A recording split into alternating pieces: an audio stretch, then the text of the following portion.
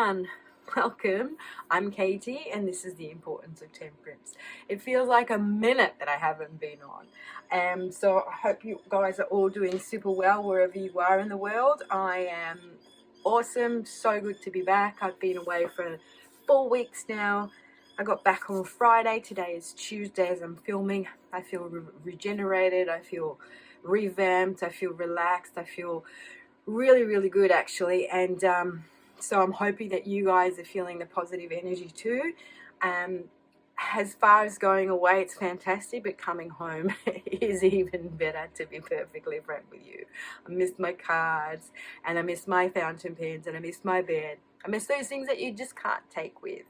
And I'm drinking a cup of green tea, so if you guys want to grab yourself something, a beverage of your choice, go right on ahead and we'll settle down and have a chat. So welcome back to me, and I want to welcome you all back to my channel, and here's hoping to having more content to put out there. From now on, I'm going to concentrate on trying to grow this channel, so if you guys like me, like my content, want to help me grow my channel, I really appreciate a thumbs up and a comment, even if you subscribe. I think any action on the channel helps YouTube see that there's action on the channel, and then it kind of puts this content out there for others to come across. So yeah, like I went to Italy. The brunt of my holiday, vacation, whatever you want to call it, was on the island of Elba, where I grew up.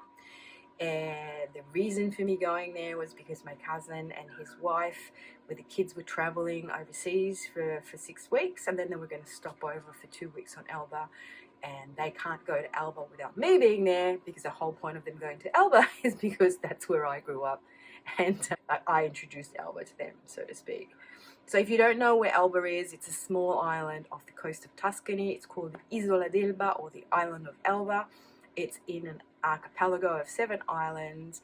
It's between Sardinia and the coast of Tuscany, and its claim to fame is where Napoleon was exiled the first time. However, historically we go way back when the Etruscans were mining iron and iron ore from Elba. So I spent 2 weeks there with my cousins, and then when they left I had another week there, and I was just hanging out with my friends and partying like I was 25 again, which was awesome. Went to the beach every day, ate great food. It was just fantastic. To experience the island as a tourist is a whole different ball game, because I only experienced the island usually as someone who works. And living there, you don't get to experience the island in a touristy way, because you're always working and you're exhausted and you're tired and you can't stand all the tourists, even though they're the ones bringing you the money, honey. It's a heat wave over in Italy at the moment. Last 2 days I travelled to Rome. I was going to go to Florence as well, but Florence was super hot, like humid hot. And so I preferred staying maybe 2 more days on Elba, and then I made my way down to Rome for 2 days, because I was flying out of Rome. So I was flying out early. I wanted to be there early in the morning on the 12th, so I thought I'll just stay 2 nights there. So I travelled around Rome. I did all the sort of touristy things, from the Spanish Steps to the Colosseum, and I spent some time in Trastevere, which is this area here across the river. It's a cute little suburb, very quaint, and then along the river here they had all this sort of market stalls and pop-up bars and restaurants set up along the river. So that was really nice to be in Rome in the summertime, even though it was hot as Hades. A lot of time was taken up with travel, so 3 days to get over there, a destination, and 3 days to come home. For the simple fact that I had to stop off in Taipei for 19 hours each way. That was fun. But I got through it, and it was worth it. And now I'm back. Katie's back. And tell your friends, Katie's back, Katie's back, Katie's back. Aww. Okay, so that was fun. Alright, so on a serious note, just wanted to pass on this message. This is a card that I pulled today, and It's the star. It's giving me the message to look beyond and above and to not settle.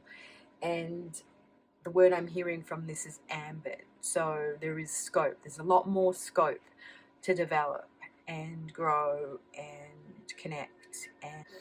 And I pulled this card because I came back to discover that my hours at work have been cut severely, and that was a bit of a shock. So I am now starting, obviously, to look for other jobs. It's nothing that is too tragic. It was something that I was going to do anyway. Coming back, I was going to look for a new job because I wasn't super happy where I was. But this is just forcing me into doing it sooner rather than later.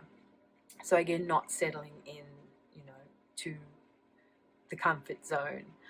However, I did get a call today from one of the jobs that I applied for recently, and I was just asking the cards, is this what I really want? And the cards obviously says no. You don't want to settle. You don't want to settle anymore. And I feel this is a message for everyone at the moment. In the world, there's lots of upheaval. There's lots of change. There's a lot of people that are feeling that, they're stuck in situations they don't want to be, that everything's a bit overwhelming. They feel like, they're not enough, they're not good enough, things are not good enough, that they won't be able to achieve what they want to achieve. That's beyond their control. There's frustration, there's fear, there's a lot of things happening. But I think the message here with the star is one of hope. And it's very important to understand that there is always support and help out there, even if we don't think there is. Most of the time, we don't ask for help because we don't think we, one, deserve it, two, we're too proud to ask for it, and three, we think that no one cares and that we don't want to bust people's chops to ask them for help. But the message from the universe is there's not only the material, there's also the spiritual. Never forget that you've got a spiritual team that you can reach out for.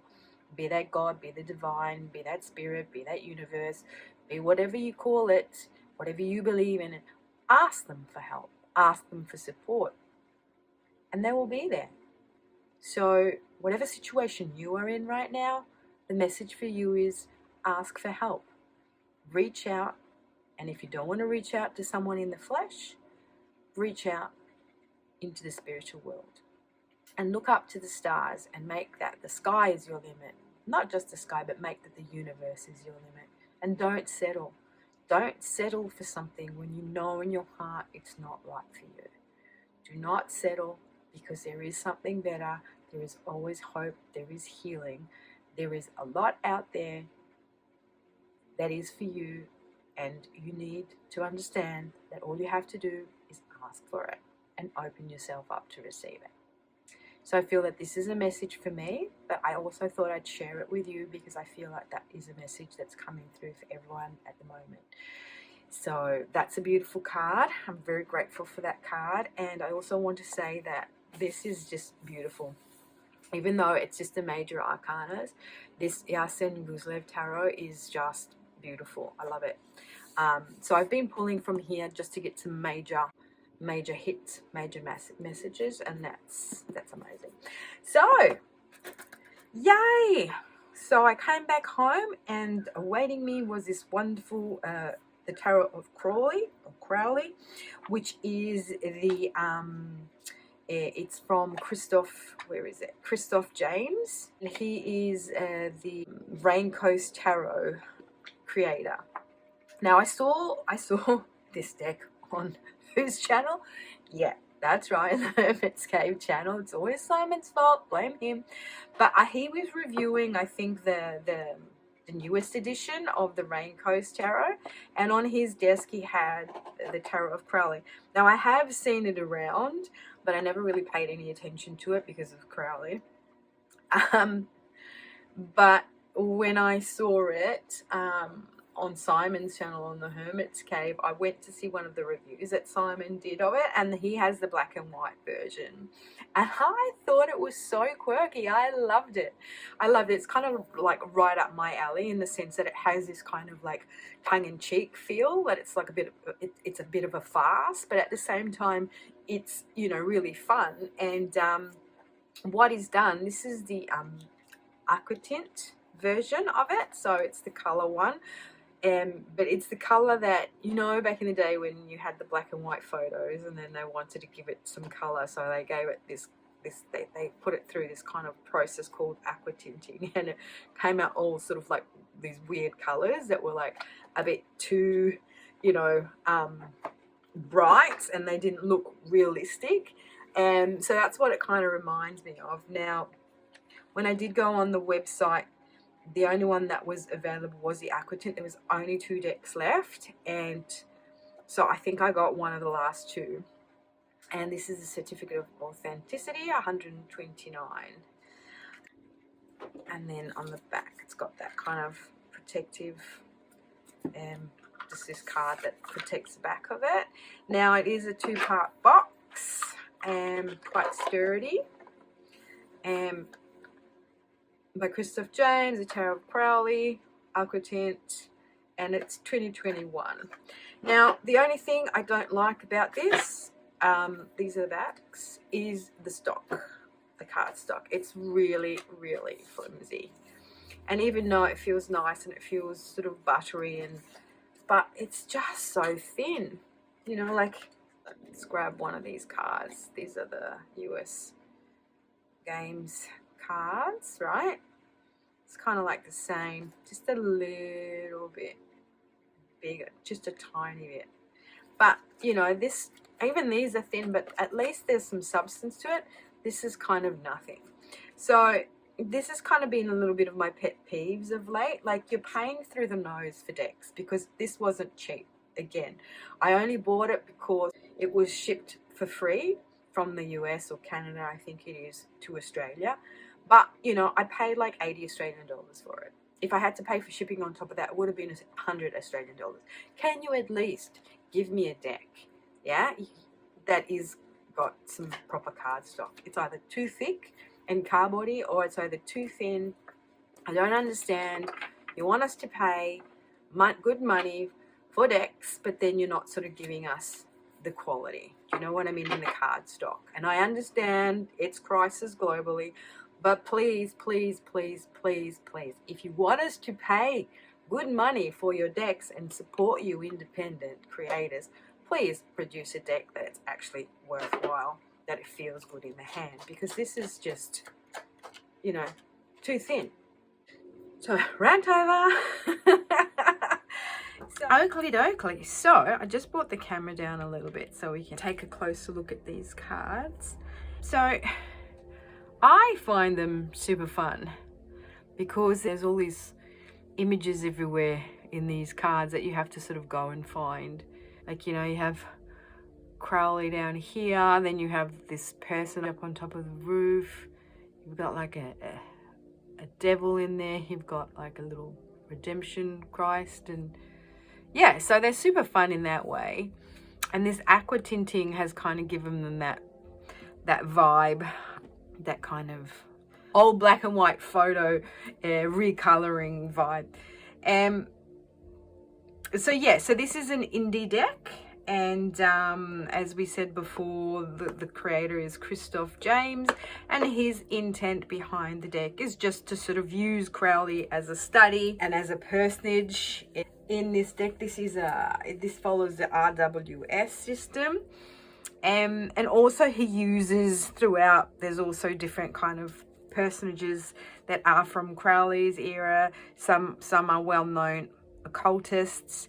There's, you know, Houdini in there, I believe, some actors, and they all kind of relate back then to the meanings of the cards. Now, it doesn't come with a booklet.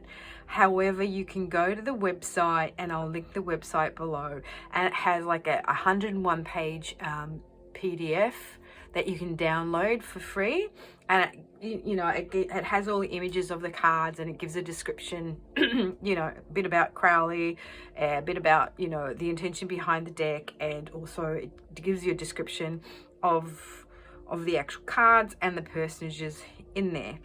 But I just find it quirky, and I find it fun. And you know, I think this aqua tinting is fantastic because it's given Crowley this kind of green bluey tint throughout it. So super fun. And it's a bit of a collage-y deck, I guess. It's like a bit of a photo montage, so it's a bit of everything together. Now, the reason why I bought this deck is because of this card. I think this is like stunning. Now, I have come to the conclusion that it is important to me in a tarot deck for the Empress to express the power of the Empress and not to be depicted just as a motherly figure. And because the Empress is just so much more than just being a mother giving birth to, you know, children. To me, she represents, you know, the earth itself. So goddess, Gaia, you know, the birthing of something into the material from the spiritual, the nurturer, yes, but also the bringer forth of life and, you know, having dominion over the realm of nature and life and the material. So she has a power, and I find sometimes that power is taken away from the Empress. So I like the Empress to have some power, and I really love this card because it's absolutely stunning, and it's even better in color. Here we have the Emperor with Crowley and his Scottish home bursting into flames. This one is near the Loch Ness, I think, in Scotland. Rasputin as the Hierophant is amazing. I love that. That's so good. Lover's card. And I also love the fact that they, you know, same genders in relationships as well, or same gender relationships, however you want to call it in this politically correct world. I just think love is love and everyone can be who they want, and I don't want to necessarily have to always be politically correct about these things because, you know, I respect other people, and I think that that's the most important thing, is respecting people's choices instead of having to give them labels. Strength card, got the Elephant. And it's so cool because, you know, you just have to go looking for things in these cards. I love this Hermit. So powerful.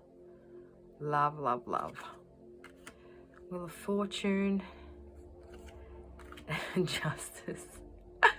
I love it. Apparently Houdini and his wife is... Oh, yeah, here. Houdini and the wife is in this card. This is Sarah Bernard, I think, depicted in this card here. Death, Temperance, interesting Temperance card. The Devil, isn't that classic? Crowley, known as the Beast. Well, he was called the Beast by his mother, apparently. I didn't know that. Hang on, let me just do this.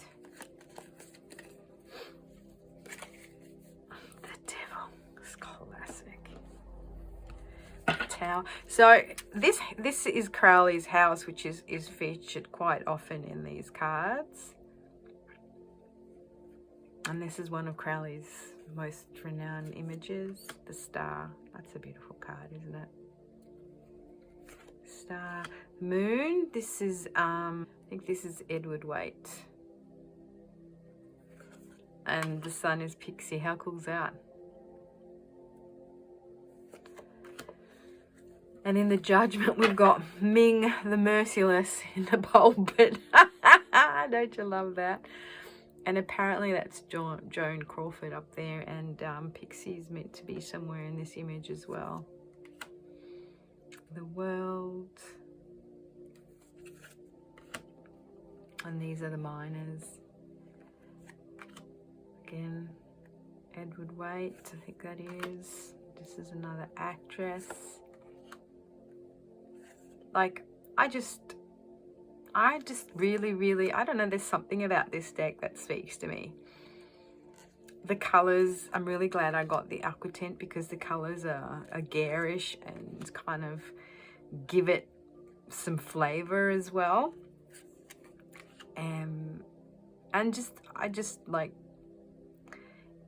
it gives you enough meaning. Like in the cards, you know, if you know the RWS system, it gives you enough in these cards to actually sort of be able to read them. But, you know, there's these extra bits and pieces that are heaps of fun that I enjoy. Not so enjoying the clowns though, because I'm not a fan of clowns, but they're not too hideous. Like, for instance, I can deal with this guy here. This is Tesla, depicted as a Knight of Cups. I like that. This is another, I don't know, someone who was part of that circle of the Golden Dawn. Again, I think that is Houdini, and that is Rudolph Valentino.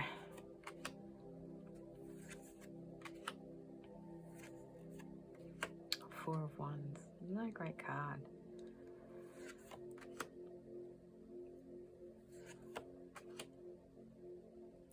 This apparently is Bram Stoker.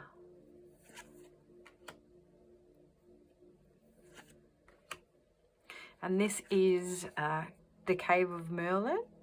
Well, that's the Cave of Merlin. Tintagel. I don't know how to pronounce that place. Nine of Wands. This reminds me of Dobby from Harry Potter for some reason. Yeah. See? This clown. Page of Wands. The only thing that kind of saves him is that he's blue.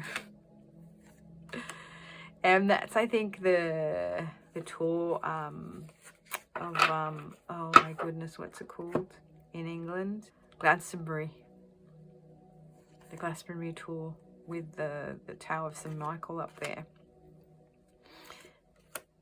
So it sort of takes from all these images, obviously, you know, from England and, you know, back in the Crowley days, and the images from Crowley and his set of peeps, the occultists of the time, but also, you know, all these kind of fun images that have been put together.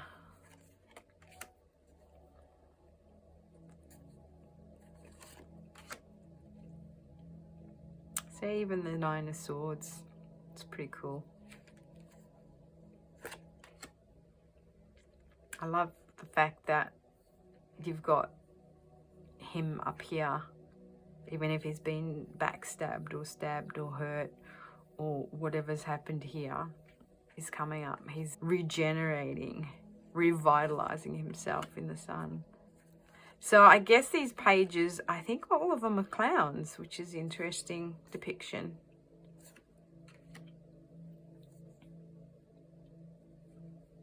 Knight of Swords, Queen of Swords, King of Swords. That's an interesting King of Swords, isn't it? The coins, and the coins, as you can see, they've got Baphomet. Classic.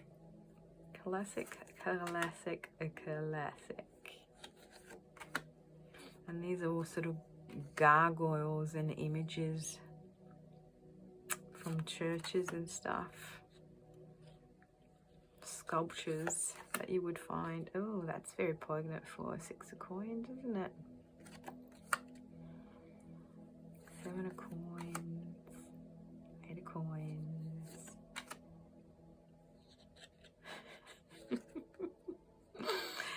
Ah, so nice. So fun. Yeah, so all the pages are these clowns. And then we've got the knights, queens, and the kings. Oh, yeah. So, you know, all in all, first impressions, I think it's super fun. I don't mind them at all. A bit of tongue-in-cheek, a bit of interest. I kind of like these images all put together, these collaging images. I like the idea behind it. It's a guide and a study, I guess, as Christoph intends it towards Crowley and his kind of character and, you know, what he was doing back in the day, around the people who surround him, and those people that were part of the Golden Dawn.